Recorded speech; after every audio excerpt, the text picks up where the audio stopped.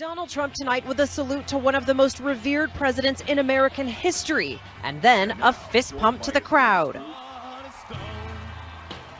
The president-elect's trip to Washington starting off with what else? A tweet. The journey begins, and I will be working and fighting very hard to make it a great journey for the American people. A motorcade through Manhattan and a flight to Washington on a military plane. This time, the United States of America emblazoned on the side. The whole Trump family on board. Ivanka with her husband Jared Kushner and their children. And finally, the soon-to-be First Lady and the president-elect himself offering a salute. Their first stop, his new hotel. Congressional Republicans gathered there to celebrate him. What beautiful room this is. Where is this? This is a gorgeous room. A total genius must have built this. Then it was off to the inauguration's first official order of business, a solemn wreath-laying ceremony at the Tomb of the Unknown Soldier at Arlington National Cemetery. After that, time for celebration. Thousands of Trump supporters gathering on the Mall for a welcome concert. On the eve of his swearing in, give me one word that describes how you're feeling right now about Donald Trump's presidency. Excited, hopeful. Excited and hopeful. This country still so divided. The number of House Democrats boycotting the inauguration now up to 64. In New York tonight, protests already underway, with thousands more traveling to the nation's capital. Hundreds of LGBT activists marched in protest against Vice President-elect Mike Pence. They turned up the music and started a dance party just half a block away from his residence in Washington, D.C. They were chanting, "Daddy Pence, come dance," condemning the former Indiana governor's positions on marriage equality and religious freedom. LGBT activists and allies planned their demonstration along with Disrupt J20 protesting the inauguration of President-elect Donald Trump. The organizer of Disrupt J20 says they plan to stop the inauguration by any means. We're going to be blocking all the major checkpoints to get into the inaugural parade route and the viewing areas. We're also at 10 in the morning having a anti-capitalist march that's leaving from Logan Circle. We're also at noon having a permitted march from Columbus Circle. We're gathering in McPherson Square, and there's going to be more unpermitted actions after that, and we're also going to be doing some transit blockades throughout the day. We're stopping Donald Trump's inauguration to demonstrate that we're not going to tolerate not only his presidency, but all the hate and bigotry that goes along with it, and all the general normalization of fascism. President Obama says he doesn't think the expansion of LGBT rights will reverse in the United States. And in his final presidential news conference, he said society's attitudes have changed on same-sex marriage and LGBT troops in the military. President Obama hopes for more rights for transgender people, but he added that, quote, he could not be prouder of the nation's transformation on the issues during his presidency. President Obama recently filed a parting appeal to protect drone secrecy. According to website Politico, President Obama has claimed credit for putting in place procedures to govern targeted killings, particularly those aimed at Americans, and has also made public statistics about drone strikes and some details on the targeting process, including a so-called drone playbook. However, he has also sought to maintain secrecy about other aspects of the program, including facts that are commonly known.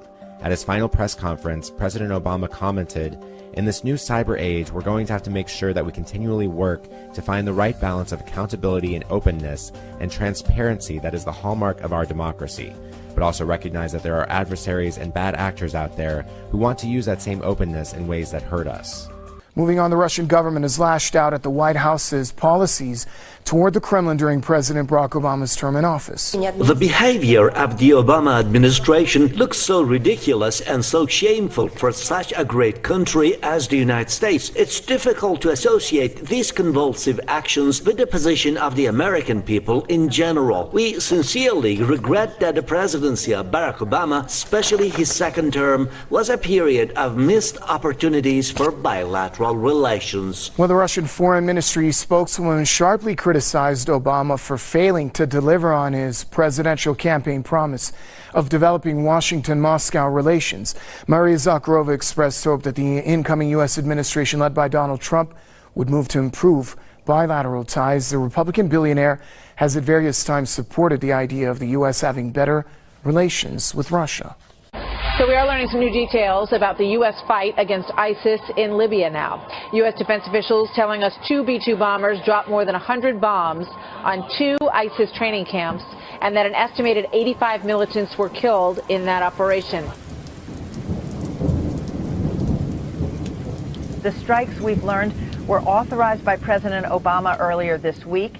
Defense Secretary Ash Carter said his commanders recommended using nuclear-capable bombers for the Libyan mission. I pressed the Defense Secretary and his spokesman as to why U.S. warplanes based in Europe could not have struck the training camps, which the U.S. has been watching for some time.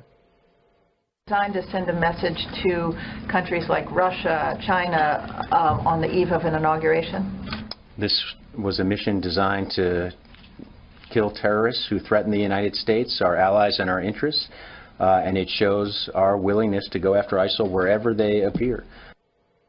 U.S. drones were used to track and kill a handful of ISIS fighters fleeing the chaos by foot. Fox News has also learned since August, the U.S. military has conducted 495 airstrikes in Libya in the city of Sirte, mostly using drones. 2 U.S. Navy warships off the Libyan coast were available to provide search and rescue. The USS Donald Cook and USS Porter had helicopters and a team ready to fly ashore if needed. The Air Force bombers flew from Whiteman Air Force Base in Missouri and refueled 5 times in midair. The mission lasted 30 hours, Martha. Reports that Russian officials recently met with a well-known Libyan general on board a Russian aircraft carrier in the Mediterranean, promising weapons for Libya, may have contributed to the U.S. desire to show Russia and others the long reach of the U.S. Air Force. Quite a story. British Army is testing its capability to send tanks through the Channel Tunnel, a railway which runs beneath the English Channel to France. On Tuesday, January 17th, the British Army moved 5 tanks onto trains and sent them through the tunnel to France and back. The UK is closing its military bases in Germany by the end of the decade, so the exercise is preparation for a possible military crisis in mainland Europe, particularly with Russia. The operation follows shortly after recent U.S. military exercises were conducted near the Russian border. In the last week alone, the U.S. has sent thousands of troops to both Poland and Norway for training missions to deter any possible Russian aggressions at NATO's eastern border. Great Britain plans to send 800 troops to Estonia sometime in early 2017 to increase NATO forces amid growing tensions with Russia. Facebook has restored access to RT's page after banning our network for about 20 hours. Confusion over live streaming rights during RT's broadcast of President Obama's final press conference seems to have triggered the ban. First off, contrary to what you may have read and seen in the headlines, RT was not banned on Facebook. The RT English and just the RT English page was temporarily blocked from posting media content. That's photos, videos, interviews, links to various articles. That all happened really because of Barack Obama's press conference, final press conference. The RT Facebook page broadcast that, or rather rebroadcast that press conference, and the Facebook system that detects rights infringements, a special bot, it detected that the RT stream was violating someone's rights to that broadcast. It was a mistake, an error, but in the heat of the moment, in the confusion of it all, tempers flared a little bit. For example, the Russian telecommunications watchdog said that, you know, if RT was being censored, then there would be an appropriate response. Fortunately, before it could all get out of hand, RT contacted Facebook. Facebook carried out an internal investigation and said, you know, we have no problem with RT. RT had the rights to that broadcast, to rebroadcast the content, just like many other news agencies do. They sorted everything out, and the RT English page was unblocked from posting new content. I think this is the first blow in Facebook's self-proclaimed war against so-called fake news, that they are using the excuse of copyright to actually censor a legitimate news channel and stop them from covering a world event that the rest of the world is going to be watching without any problem on other channels. Denmark says it won't send welfare benefits to ISIS anymore. The Justice Ministry has vowed to reverse an error that sent money from Danish taxpayers to ISIS militants. The mistake was first reported in late December by Danish news agency Ekstra Bladet. Authorities believe that at least 135 people have left Denmark to join ISIS in Syria. Of those, Ekstra Bladet reporters believe 34 continue to receive cash benefits from the government, and 2 others received money from private state-subsidized funds. Lawmakers hope a new bill will help prevent such oversights from happening in the future.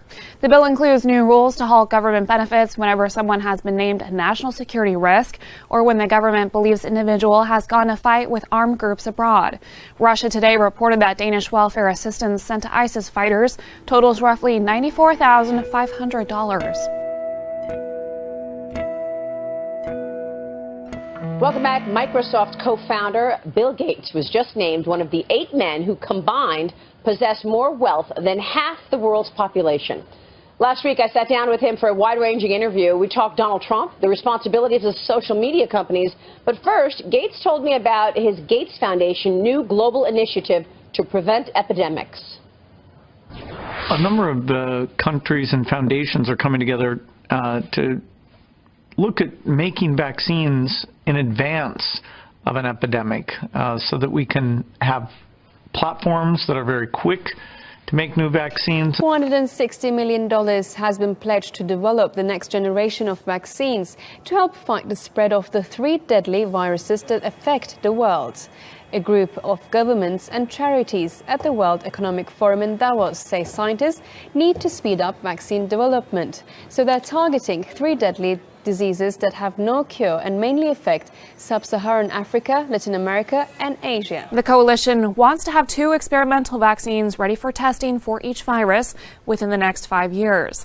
The funding comes from the Wellcome Trust, the Bill and Melinda Gates Foundation, and the governments of Germany, Japan and Norway. CEPI also has the backing of major pharmaceutical companies GSK and Johnson & Johnson. In a venture they said could help migrants, refugees, and others struggling within their communities worldwide to improve their economic and social status, billionaire investor George Soros will partner with MasterCard. The partnership is called Humanity Ventures. It stems from a pledge Soros made in September to earmark up to $500 million for investments to address challenges facing migrants and refugees. In a joint statement on Thursday, MasterCard and Soros said that despite billions of dollars of humanitarian and development assistance, millions of people remain marginalized. They say it is a situation the private sector can help rectify. In cities and towns across the United States, from California to Pennsylvania, local leaders, health officials, and researchers are taking action after a Reuters report revealed thousands of communities where children had tested with lead poisoning at higher rates than in Flint, Michigan. In response to the alarming crisis, measures such as blood lead screenings, property inspections, hazard abatement, and community outreach programs are being advanced to protect children from the toxic threat. In an investigation last month, the news agency discovered that nearly 3,000 U.S. communities had recently recorded lead poisoning rates at least double those found in Flint. A shocking 1,100 of these neighborhoods had a rate of elevated blood tests at least 4 times higher than in Flint. Toxic air pollution forces London Mayor Sadiq Khan to declare a public health emergency in the city. It's expected to last through Saturday, January 21st. Moderate air pollution levels could hit more than half the capital city's 32 boroughs, with the worst of it affecting central London. Public health officials are advising people to stay inside and avoid strenuous activity if they experience irritation, particularly if they have heart or lung problems. London has a long history of poor air quality. The worst pollution event ever to hit the city was in December 1952, when a thick layer of smog enveloped London for days. At least 4,000 people died during what's now known as the Great Smog. Regarding this week's pollution, Mayor Khan says the city will, quote, continue to use all the technology at its disposal to inform Londoners about levels of air pollution in their neighborhoods.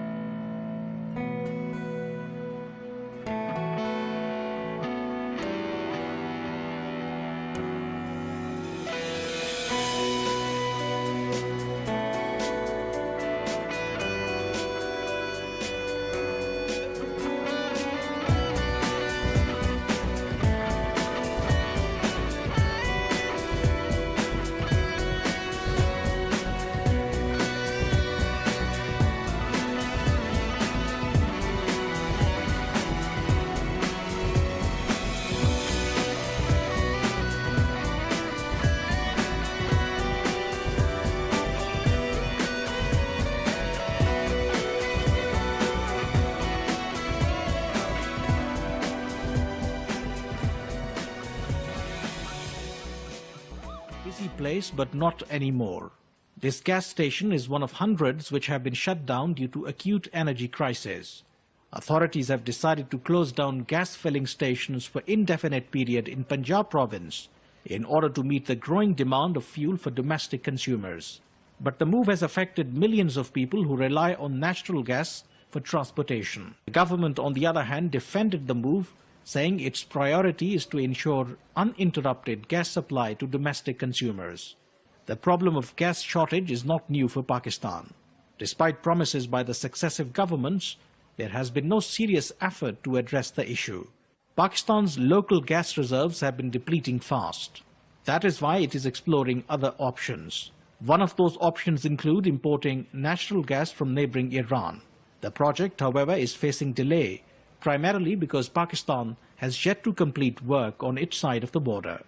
Experts here believe that Pakistan must speed up works on the gas pipeline project following the lifting of economic sanctions on Iran.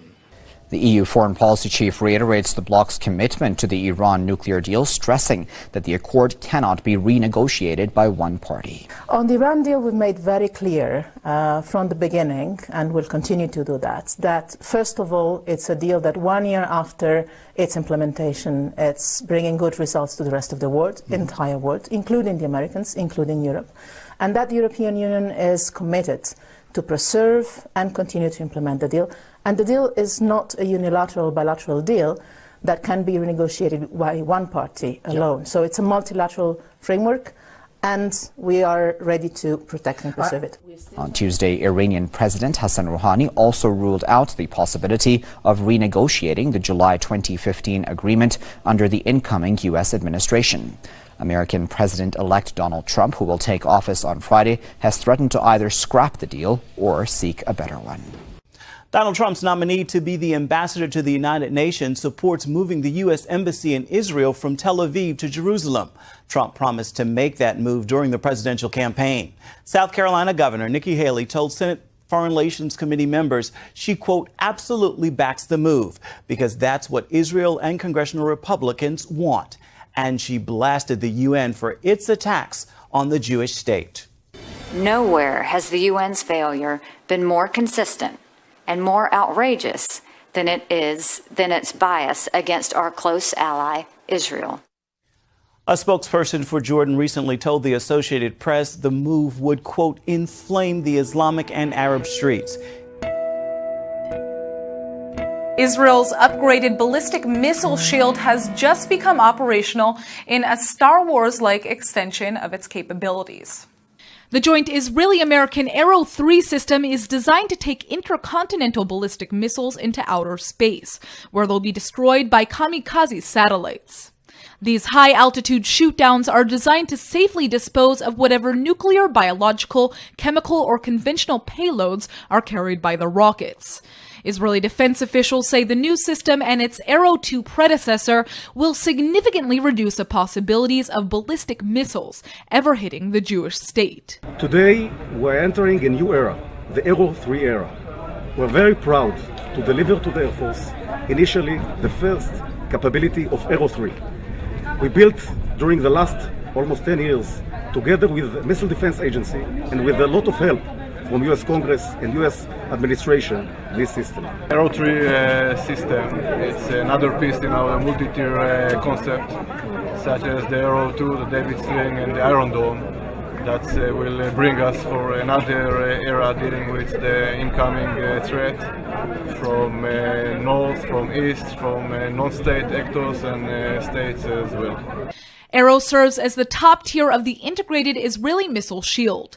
Its Iron Dome short-range rocket interceptor was used extensively with high success rates in the 2014 Gaza war against Islamist Hamas terrorists. And the David Sling system is being developed to shoot down mid-range, lower-altitude missiles, such as those in the arsenal of the Lebanon-based Hezbollah terror group, which last fought a war with Israel in 2006. The latest addition to Israeli defense comes amid frequently voiced concerns over the ballistic missile threat posed by its arch-foe, Iran.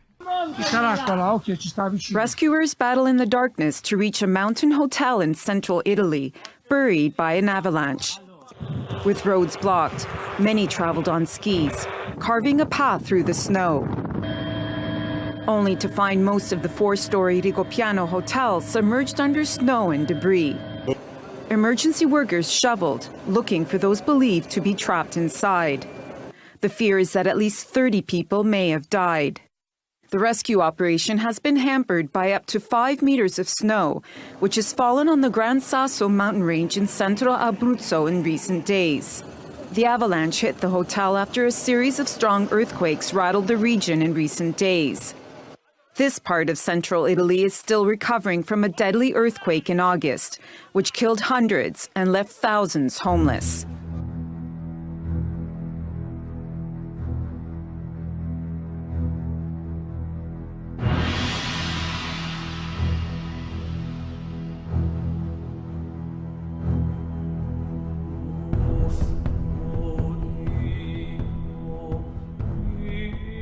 Would you camp here? Yes or no? You see those feet in the video? Well, this guy thought, hey, why not? I'll just camp right here next to this sinister-looking inferno. It's dubbed the door to hell. It's actually the Darvaza crater, and it's located in the heart of the Turkmenistan desert. Now, this, believe it or not, was actually created by accident. It was a Soviet drilling accident in the 1970s. The problem was that it was releasing all kinds of dangerous gases, so scientists set it on fire to try and burn them off. But it's been burning ever since. Pretty remarkable and pretty brave of that guy.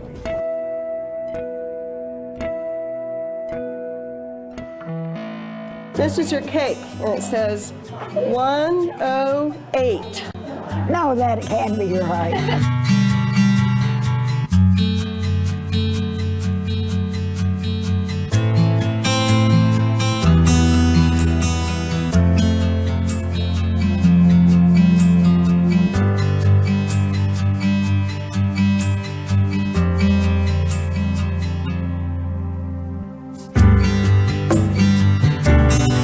She was in her own home for over 70 years. She moved here and she has some level of peace here, and I think to move her again at 108, it just breaks my heart.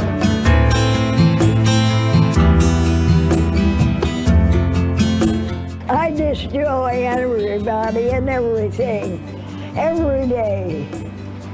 And I'm just grateful I'm still here.